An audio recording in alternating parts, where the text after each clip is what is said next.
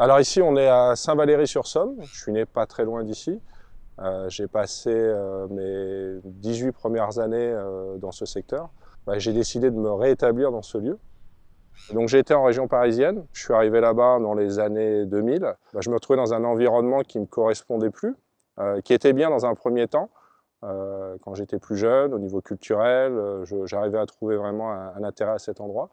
Et avec le temps, voilà, ça s'est un peu réduit.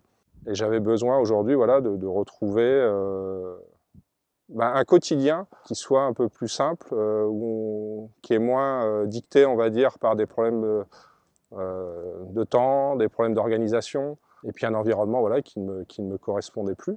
J'ai vu la conférence d'éco-preneurs, le webinaire en ligne, et justement, j'arrivais à un stade de ma vie où j'étais plus aligné en fait avec ce que je faisais, avec ce qui m'entourait. Parce que j'avais dans mon entourage des gens qui m'attestaient, qui me disaient « bah oui, c'est bien ce que tu fais, tu as une bonne situation, t'as pas de problème particulier ».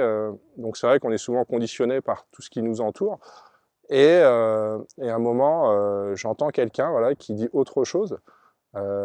Et ça a été assez surprenant pour moi dans un premier temps, parce que j'ai eu l'impression de m'entendre parler, en fait. J'ai eu l'impression que c'était des phrases que je ressentais, que les gens de mon entourage, familial, professionnel, amis, ne me disaient pas forcément. Ça a piqué un peu ma curiosité, donc je me suis dit, bah, tiens, je vais creuser un peu plus loin, savoir un peu ce qu'il y a derrière.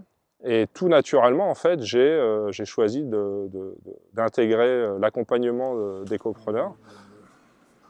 Donc mon parcours, j'ai fait 15 ans de natation, donc ce qui m'a amené à une pratique de haut niveau. J'ai passé mes brevets d'état en natation pour continuer en fait ma passion, de pouvoir exercer en fait ce que j'avais fait. Donc ça a été vraiment une expérience qui a toujours été enrichissante, puisque j'ai pu enseigner la natation aux gens. Et j'ai toujours aimé en fait dans ce métier-là la pédagogie. Et je pense que c'est un peu ma mission de vie, transmettre quelque chose aux gens, pouvoir les faire progresser, de les amener à une forme de réussite. Dans ma vie pro, en fait, j'avais donc une grosse partie, je travaillais donc dans le centre de Paris. Je ne sais pas si vous avez vu le film Un jour sans fin.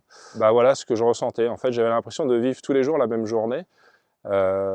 J'étais plus nourri en fait par ce que je faisais. J'avais plus forcément de sens. J'étais aussi dans un environnement qui était un peu nocif, puisque je travaillais dans une piscine, on respirait du chlore, on va dire, toute la journée.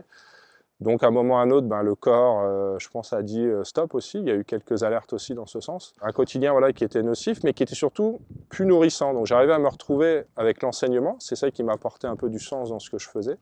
Mais en dehors de ça, c'était vraiment très routinier. Je savais ce que j'allais faire demain, je savais ce que j'allais faire dans 10 ans, dans 20 ans, puisque je faisais toujours quelque part la même chose. Après, ce qui me dérangeait aussi, c'est qu'on me demandait des fois de faire des projets, des choses dans ce sens-là qui n'avaient aucun intérêt. C'était juste pour les faire, juste pour remplir des quotas ou ce genre de choses. Et j'avoue qu'au bout d'un moment, moi, ma motivation, je peux la trouver à partir du moment où j'ai du sens dans ce que je fais. On n'est jamais vraiment serein, on nous dit toujours qu'il faut faire attention. Moi, en plus, voilà, j'avais la sécurité de l'emploi. Donc la sécurité de l'emploi, aujourd'hui, ou dans les générations de nos parents, c'était un aboutissement. Sauf qu'aujourd'hui, moi, j'ai ressenti ça comme quelque chose où je m'enfermais en fait dedans. Et ça ne me permettait pas justement de me donner la possibilité de faire autre chose. La personne la plus importante, c'est quand même nous-mêmes. C'est-à-dire que je ne pense pas que c'est égoïste de parler comme ça, mais si on a besoin d'impacter même les autres, d'être un bon compagnon d'une manière générale, il faut d'abord être bien soi-même. Et les gens, en fait, quand on leur demande des conseils à ce niveau-là, ou quand on a besoin un peu de conseils, on va dire, ils ont un miroir et à la rigueur, ils reproduisent leur situation en se disant, en fait, la question c'est qu'est-ce que je pourrais faire, et eux c'est, moi aussi je vais me la poser et je vais te donner la réponse en fait. Sauf que moi, c'est pas la réponse que je veux en fait, quoi. Et c'est pas adapté à ma situation. Ce qui a été vraiment important pour moi, donc c'était vraiment les premiers modules. J'aime bien cette image, par exemple, de courir sur un tapis roulant. Ça veut dire que souvent, on nous dit dans votre changement, il faut être proactif, il faut être moteur, il faut être acteur de son changement.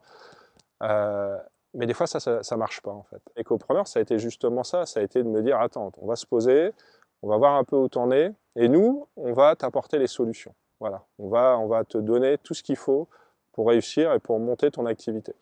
Donc, le module 1, il a été intéressant pour moi dans le sens où voilà, j'ai fait cette introspection et j'ai commencé, au lieu d'être spectateur, on va dire, de ma vie, de redevenir acteur, voire même, je pense aujourd'hui, réalisateur, ce qui est encore mieux, et de se dire, voilà, ben, qu'est-ce que je veux plus, qu'est-ce qui me correspond. Puis ça m'a fait même un peu drôle parce que je me suis dit, est-ce que je me suis déjà posé ces questions-là en fait? Est-ce que j'ai pris le temps de le faire? Parce qu'on constate aussi une chose qui est importante, et ça a été aussi moteur dans mes actions, c'est qu'une vie, bah, ça passe vite, hein, on va pas se mentir, et on arrive souvent à un stade, les études le montrent, où 90% des gens ont des regrets en se disant, bah, si j'avais su.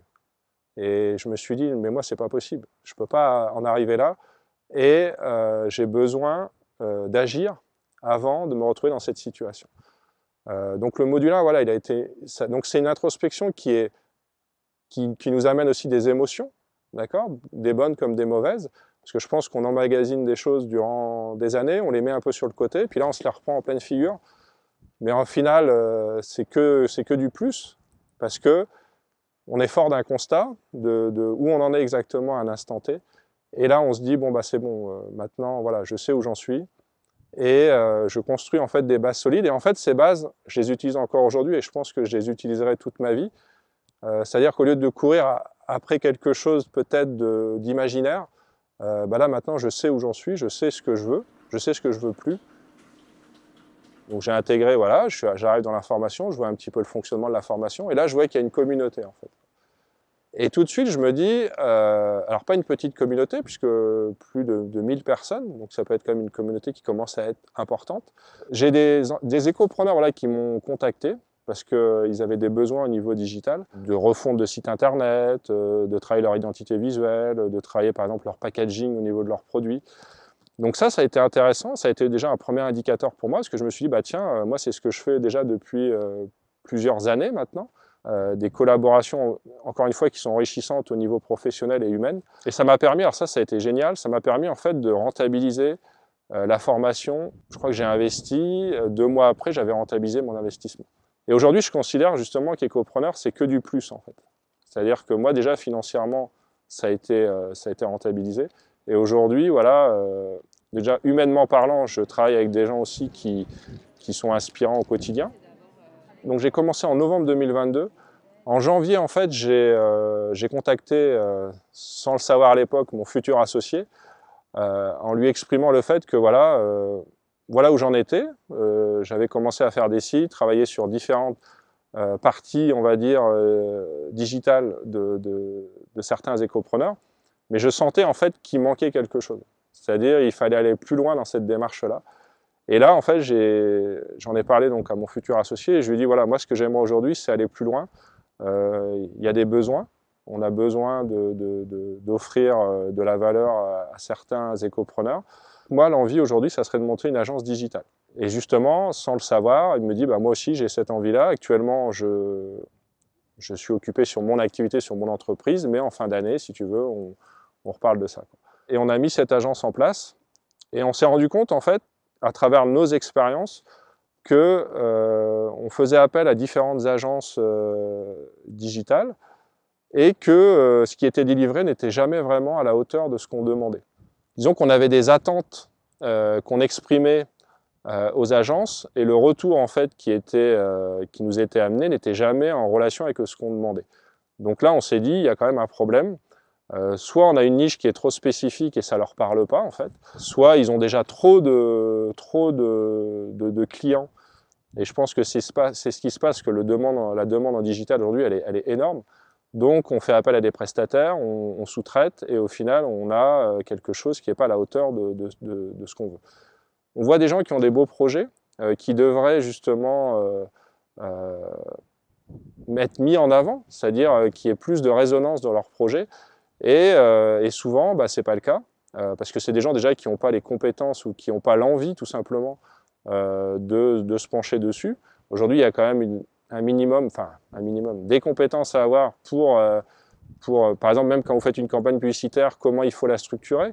Sinon, vous risquez de dépenser beaucoup d'argent pour pas grand-chose. Donc nous, voilà, on essaye d'amener le meilleur investissement à ce niveau-là.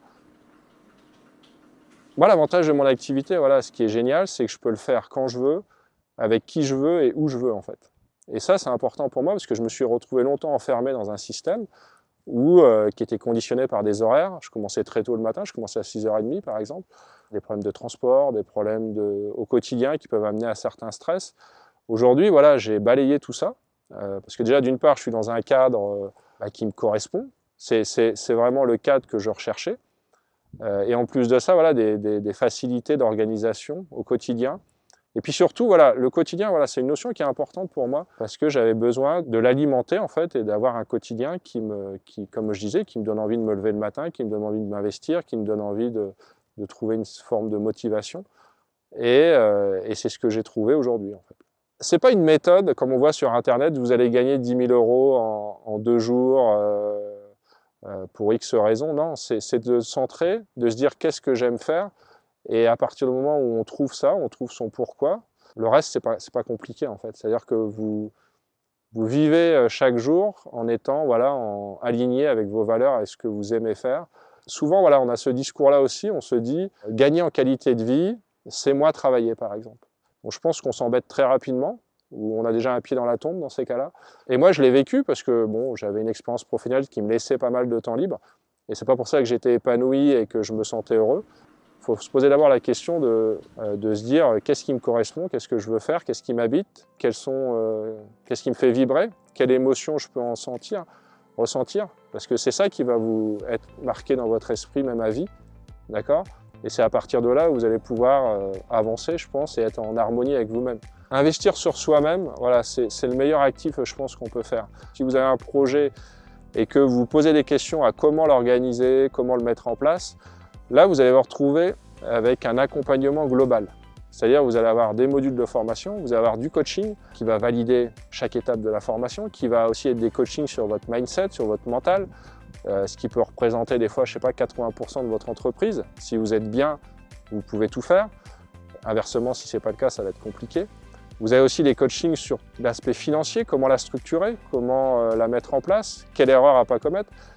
Et surtout, voilà, dans le programme, vous avez souvent l'erreur que font les gens, c'est qu'ils se lancent et après ils réfléchissent. Là, l'avantage, c'est que vous avez une grosse préparation, vous allez vraiment poser les bases, vous allez avoir tous les outils nécessaires pour voilà, savoir comment je vais construire mon activité. On va vous aider pour ça, on va vous donner toutes les ressources possibles. Et une fois que vous allez commencer votre activité, vous allez être serein puisque les bases seront posées, vous aurez vraiment tout mis en place, validé aussi par les équipes des copreneurs. Et à partir de ce moment-là, voilà. Moi, ce que j'aime dans la formation aux copreneurs, c'est ça, c'est que vous avez tout dans un seul outil. C'est-à-dire souvent, vous êtes obligé de chercher des ressources au niveau de l'aspect financier, des coachings, parce qu'une grande entreprise, ça ne se fait pas tout seul. Tout seul, vous arrivez vite à un plafond et vous avez besoin, de toute façon, tous les entrepreneurs à succès ne sont pas tout seuls. Hein. C'est-à-dire qu'on a besoin après d'équipes. Là, l'avantage, c'est que vous avez tout au sein de la même organisation.